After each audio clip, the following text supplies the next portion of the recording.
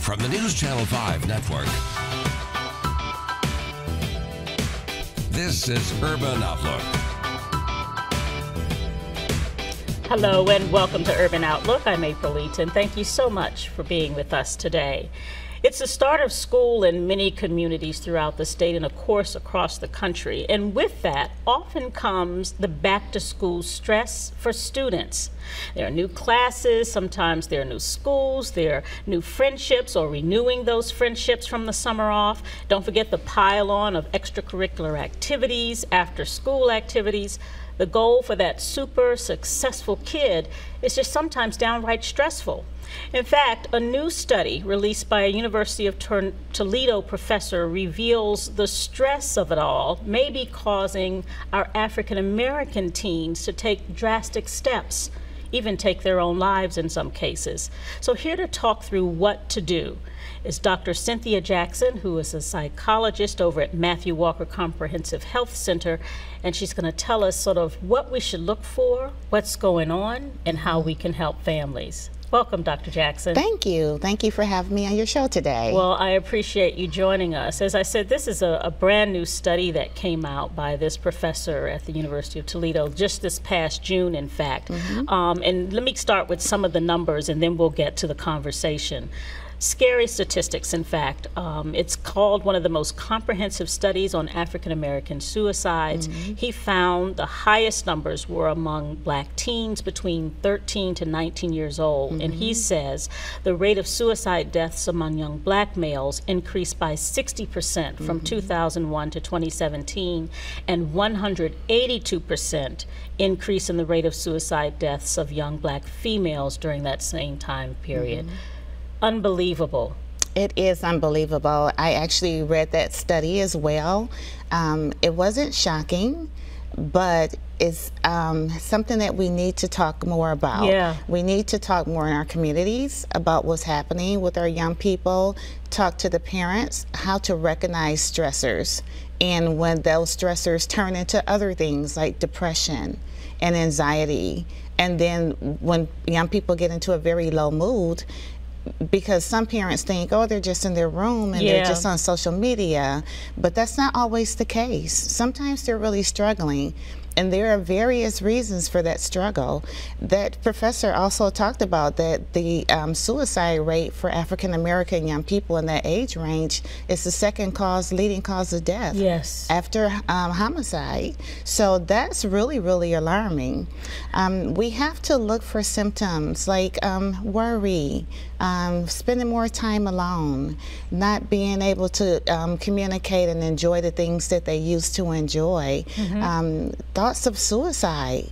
You would be surprised. In my profession, I've been in the profession for the last 11 years.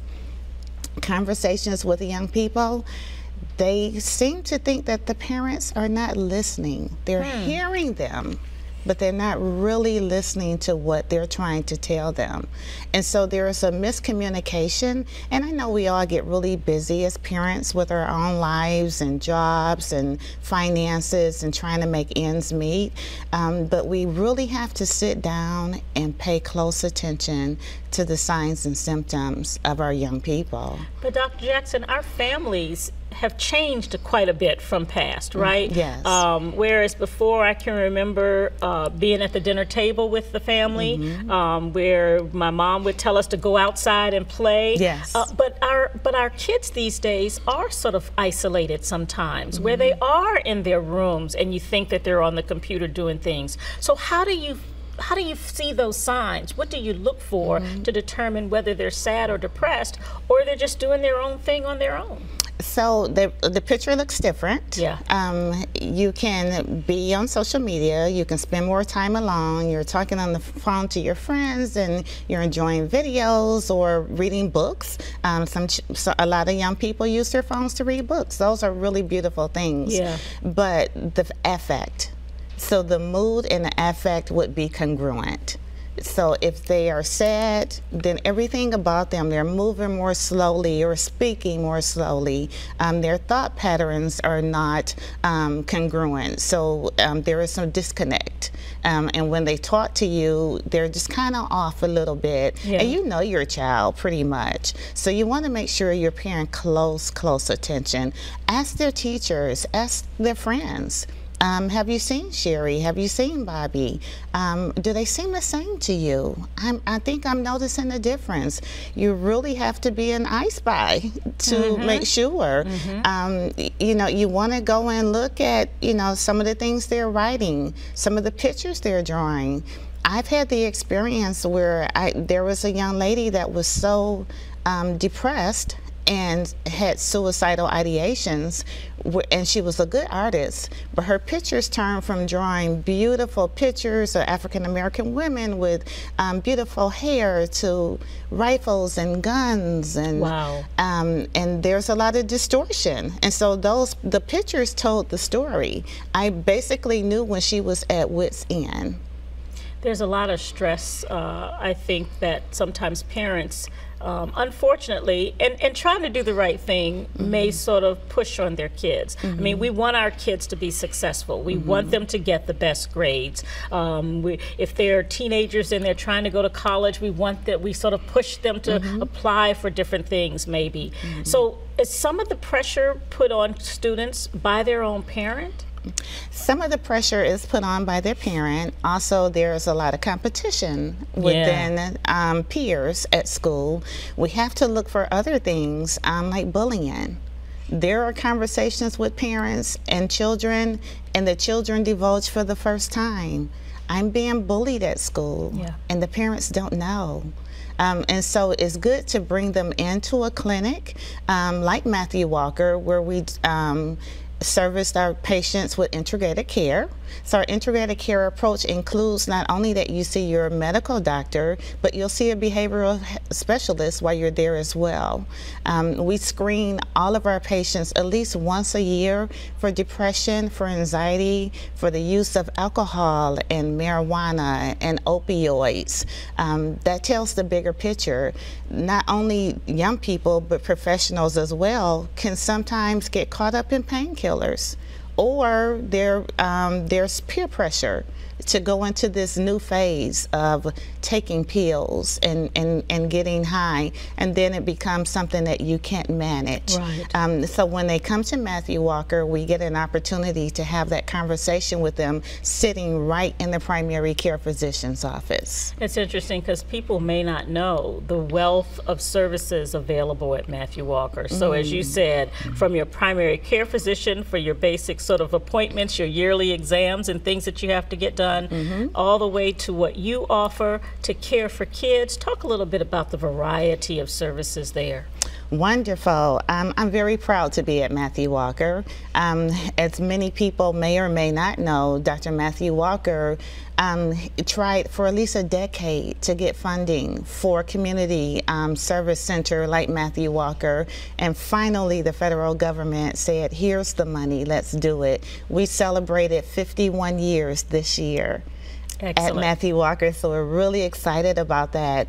So we offer a variety of services. It's not a one-stop shop, but it's pretty close. So there, you can have dental services there, as well as we have the behavioral health, your primary care, and we have internalists, pediatricians. We also have family medical doctors, OBGYN. We have nurse practitioners and MDs. You can get your x-rays, mammograms. We have a dietitian, nutrition on staff. So we're just proud that we can offer a variety of services. We even have a food pantry. Wow. So if some of our patients can't make ends meet, or need some additional help, we can also offer that to them. So they can leave there after seeing their doctor and talking to their mental health specialist and walk out with a bag of groceries. Excellent. So we're loving this service. It's a way to care for a community, isn't it? Yes, indeed. I want to talk about the psychology services. Of course, you're over that. But I wonder, back in the day, it was sort of taboo for us to talk about the need for that kind of mental care and mental health. And certainly if you didn't talk about it, you may not even seek the help. Correct. Does that still exist in our African American community? Not as much. I remember my mom telling me when she used to go see her primary care physician, and they were just called just doctors at the time. He would take out the time and sit and listen to her stressors about home life or whatever. We have passed that along to our behavioral health, so we've integrated that service. But we have to understand that there has been health equity issues for some time. We may not have had the insurance to go and receive mental health services. So sometimes it depends on where you live, or the services that you receive. So we have to do better in our political arena about making sure that health equity is congruent for everyone across the board. So people didn't know that I have the type of benefits that can help me. Yeah. Now that we're at Matthew Walker, we're at FQHC, so we have some funding, maybe some grant money that people can come in and get a discounted copay and still see the behavioral health. A lot of people still go to their clergy. Well, some clergy still come to behavioral health. So I'm seeing it's a win-win for everyone to come. So we're seeing an increase in across the board, African Americans, Hispanic Americans, white Americans, more people were coming for behavioral health services now. Which is a good thing. I want to take a quick commercial break, and when we come back, I'm going to talk more about things that parents should be on the lookout for with their students. We'll be right back after this. Stay with us.